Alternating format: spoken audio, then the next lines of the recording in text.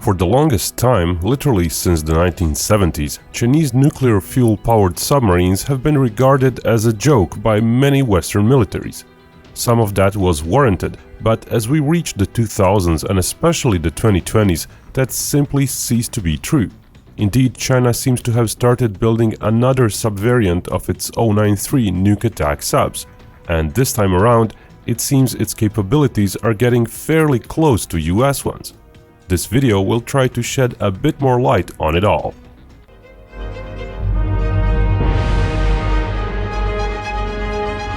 Chinese submarines are getting more and more advanced, but so are my champions. In Raid Shadow Legends, sponsoring this video. In Raid I collect champions, intrepid warriors, powerful mages and fierce creatures, then assemble them in war parties.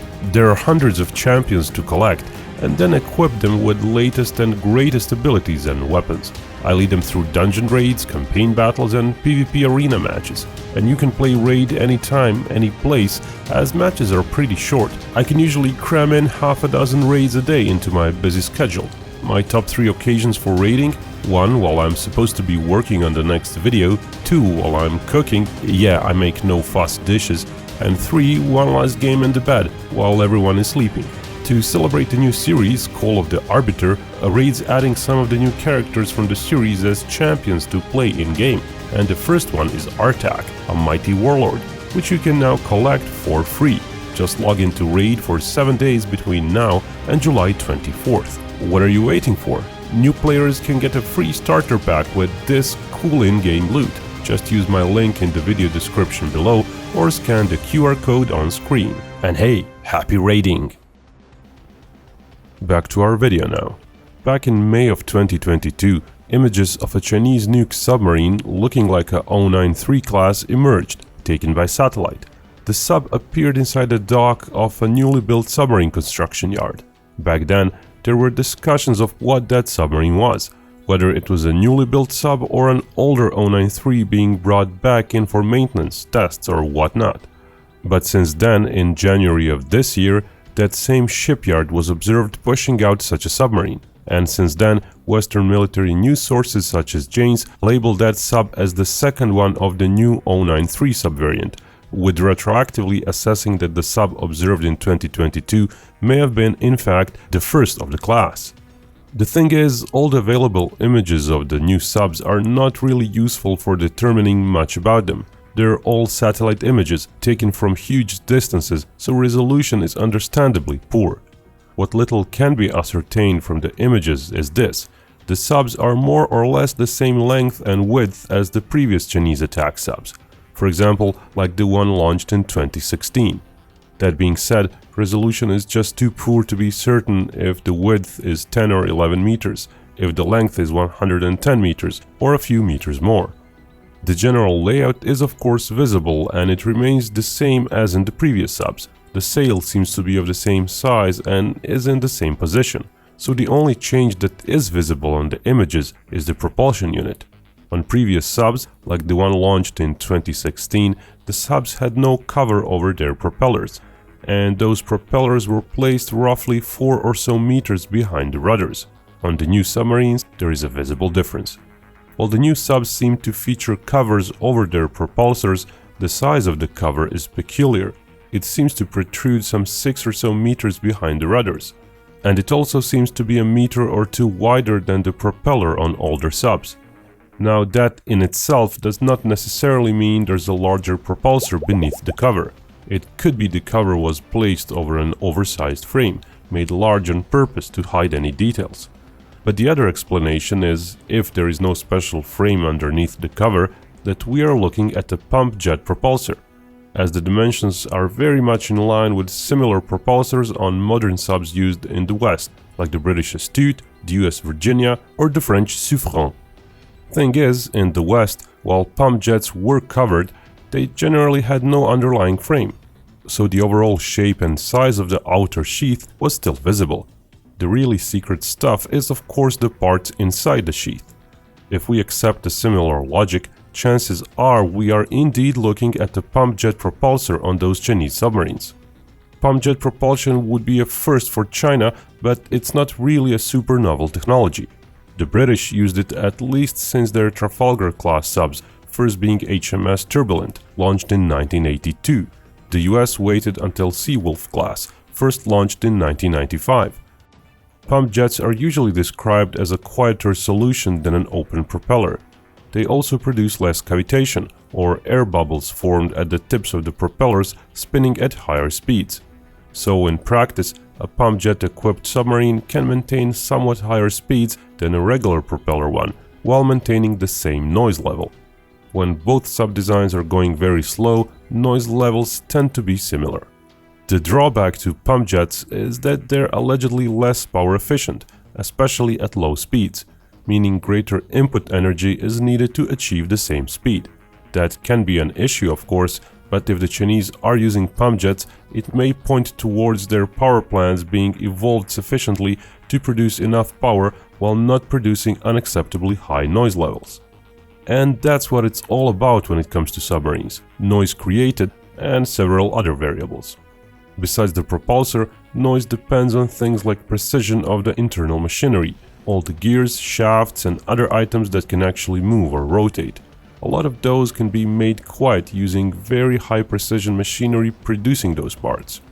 Computers have helped make huge advances in that regard in the last several decades, and China is not really lagging behind in that department. Noise levels can also depend on how a submarine keeps the nuclear reactor cooled. But that's actually one area where Chinese submarines may have already approached modern US subs some years ago. The US LA-class subs, which are still the most common attack subs in the US Navy, use pumps to keep their reactor cooled. But later subs and most modern nuke subs nowadays use natural circulation to keep the reactor cooled. Noise produced that way, without pumps, is lower. In 2016, Zhang Jingling, who was the deputy director of the research institute designing Chinese nuke subs, was given the award for science and technology precisely for advances in natural circulation. At the time, it was suggested the newer reactor models used in existing sub designs already rely on such cooling. Now, that may have been referring to the then latest 093 submarine variants. Again, one of those was launched in 2016. Or if the whole concept was only being tested back then it's plausible such a feature was installed only in the subs that we are seeing being launched right now. Sound insulation is another significant way to lower noise.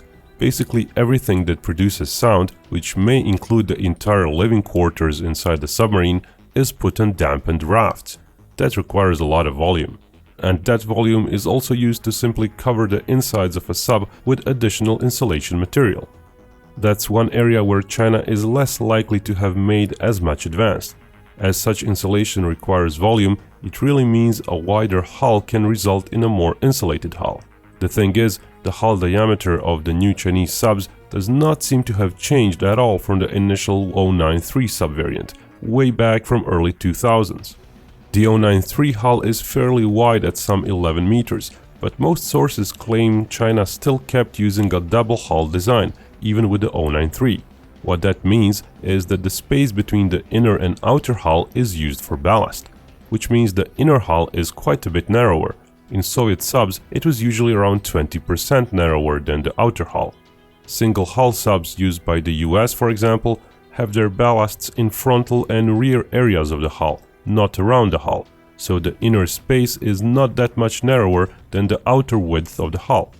Ultimately, that means that an LA-class sub, even though it's 10 meters wide from the outside, can likely have more room available for insulation than a 093 class. That's of course if the innards of an 093 have not really changed in these last 20 years. While the hull itself may have not changed, it's possible automation got better, resulting in a smaller crew and possibly less room required to house the inner compartments inside the sub. So it's not really a clear-cut case comparison versus an older design like the LA class. But against the more modern 10.3 meter wide Virginia class, it's quite likely the 093 is still behind when it comes to overall sound insulation metrics. Besides the blurry photos and circumstantial evidence, the advances in Chinese submarine design are visible from statements coming from US Navy officials as well. Joe Sestak, a retired Navy admiral and ex-defense policy director on the National Security Council, said in 2020 that both conventional and nuclear Chinese submarines were at a point where early detection could not be done anymore by passive sonar. Passive sonar is the kind that basically just listens for noise. Instead, active sonar has to be used, which emits a sound wave and waits for it to bounce off from a target back to the sensor. Sestak went on to say that means detection happens when subs are already within torpedo firing range, which is several dozen kilometers. Another example from Admiral Sestak was that US submarines had returned from deployments with passive sonar recordings, and using post-deployment analysis done on high-performance computers, it was revealed Chinese submarines were indeed close to US vessels during those deployments, but US platforms at the time of the deployments could not detect said Chinese subs. In 2021, US General Glenn Van Herk said Chinese submarines were 5 to 10 years behind best Russian submarines. He also said the Russian Severodvinsk submarine is on par with the US submarines when it comes to noise levels. Also, the US TV program 60 Minutes said that an unnamed Pentagon official told them the US could not track the Severodvinsk when it went out in the ocean for trials, and that they had lost track of the Russian sub. Finally, Admiral Samuel Paparo, the head of the US Pacific Fleet, said the following this year: "The US submarines are one generation more advanced than Chinese submarines." He then explained that means anywhere between 10 and 20 years. So we actually have a somewhat decent idea of how good China's subs are. But keep in mind that most of those statements were made before the latest 2 Chinese subs were launched. Even the 2023 statement from Admiral Paparo is not really likely to have all the data on the newest subs, as those 2 subs have not been put into service yet, and the US has likely had no chance to try and measure their noise levels, for example. Noting that General Van Herk was talking about noise level comparisons only when he said Russian subs were on par with the US ones, it suggests Russian overall capabilities were still trailing behind US ones, like sonar, weapons, comms, and so on. That's why defining how much one submarine design lags behind another is not really a straightforward matter, and likely why Admiral Paparo used a range of figures, 10 to 20 years. The thing is, when it comes to electronics and material quality of ships, China is very likely to have already overtaken Russia. In radars, China is near the very edge, trailing behind US radar tech by only a few years. We expanded on that in one of our previous videos. Is the US Air Force losing its tech edge? So feel free to check that out. China's huge industrial and technological base has been advancing for decades, and it's not unlikely that when it comes to sonar technology, China is already ahead of Russia. It may still be behind the US, but that may not be a very wide margin. The biggest gap may still be noise produced. If the noise levels are 10 to at most 20 years behind US subs, that would basically mean China's nuke subs are now where US Virginia class was back in 2003, when the first boat got launched, or even a bit better than that, if they're at Virginia Block 3 levels. First Block 3 Virginia was launched in 2013. But given the uncertainty of the 10 to 20 year gap mentioned, and the uncertainty of just which generation of Chinese subs that statement referred to, it's possible these latest 2 093 subs are closer to 10 than 20 years behind US subs. So a joke no more indeed. While it may seem China did not work a lot on their nuke attack subs, as they've made only 13 or 14 attack subs since the 1970s in just 2 classes, there is more nuance to that. Both the 091 and the latter 093 class of subs were really composed of several subvariants. Especially the 093 class saw significant differences in design between individual boats. That's why there were so few built with multiple year gaps between certain subclasses. The first 2 hulls are usually simply called 093 variants. The second pair, or a lone mid variant, as it's unsure how many were launched, is an early 093A subvariant. Though differences exist between those 2, it's unclear if it's actually one and the same sub which was modified during its service. Anyway, the details on the latest pair of the subs are not known yet, as mentioned, but given the dimensions, it's very likely we're still looking at 093 sub, albeit in its newest form. While for years a sub called 095 was expected, we have still not seen such a submarine, which is expected to be noticeably different, likely featuring a wider hull, possibly even a longer hull, featuring many vertical launch cells for missiles. While it's possible these newest 093 subs do feature some VLS cells, there are arguments that also go against it. Firstly, the subs are as long as previous 093 variants. Putting a whole new section featuring many VLS missile cells may require a longer hull, just like the future US Virginia subs with their longer hulls. It's however possible that the VLS section is quite small, only good for several missiles. With some rearrangements of the internal components, it would be possible to place missile cells in place of older components. But where to put it? 095 depictions do show the VLS well behind the sail, but for the ready 093 design, that may be harder. The hump seen in all the newer 093 subs most likely houses the cable for the TOD sonar array. On the other hand, most engineering publications talking about possible new nuke subs and coming from China seem to indicate VLS well in front of the sail is a better position, if there is no need for dozens of missiles. VLS cells don't need to be in the pressurized hull section. It's actually harder to do it behind the sail, as there you have to juggle the pressurized hull and the openings for the missile to be fired through. Indeed, initial blocks of US Virginia subs have their missile cells in front of the pressurized hull section. So it remains to be seen how many of these new 093 subvariants will be built. If new hulls keep getting launched, then it's likely China is still some time away from their next design, the 095. But it's also possible that this new pair of hulls are again testing new technology that is to be used on later 095 subs, like pump jets, new sonars, perhaps even a small VLS well. For test purposes, these new 093 subs would not need many missile cells installed. In its November 2022 report on China's military to the US Congress, the Pentagon said they expect that China will build the 093B submarines in the mid-2020s, labeling them as guided missile subs, which really means they too expect to see some VLS cells on the new subs. But building a sub is a stretchy term. For example, even though one hull was launched in 2022 and another in 2023, the actual build and furnish process will still last some time. It's not likely the Chinese Navy will receive those boats before 2024 or 2025. That's because if they're really featuring so many new subsystems compared to the older 093 subs, the hulls will need more time to be tested before being commissioned. So there are really multiple signs that are pointing towards these two new ships being a new subvariant of the 093 and being a fairly advanced subvariant while at it. Just how capable they are, that's something not even the US Navy can tell right now. And even when they do learn more over time, they will likely release only tidbits of info of what they know to the public. Which means Chinese subs will likely remain a mystery, as China itself rarely gives out much info. But generally speaking, it is apparent Chinese subs have completed that journey from being almost a joke into a fairly dangerous opponent territory. Another question remaining is just how many of those subs might be built. All the previous Chinese nuclear subs were built in just one shipyard, here.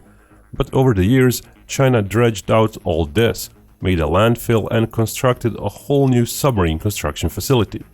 These two new hulls have emerged from the new facility, so it seems after many years of prep work, the facility is mature enough to actually finish work on submarines.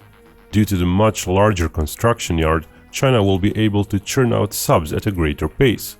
Indeed, the latest development can be seen here, with an added pier complex. Added piers would be needed for the last stage of furnishing of the submarines. So pretty much all the pieces seems to be set now. After the large Chinese surface ship buildup that we witnessed over the years, it seems time has come for the submarines as well, both quantitatively and in good part qualitatively. And that's it, thanks for watching. Our team is not gonna be at 100% over the next several weeks as various summer vacations start. At the same time, as the YouTube algorithm is a harsh mistress, we're again reshuffling our production timetable. We'll likely be doing one short per week rather than two, and we may even once again move our feature video release day. Yeah, we know, we keep moving it around, but it's crucial to find a day that works for us. We'll let you know more in the coming weeks. And remember, Binkov may talk about war, but only real peace can bring us all together.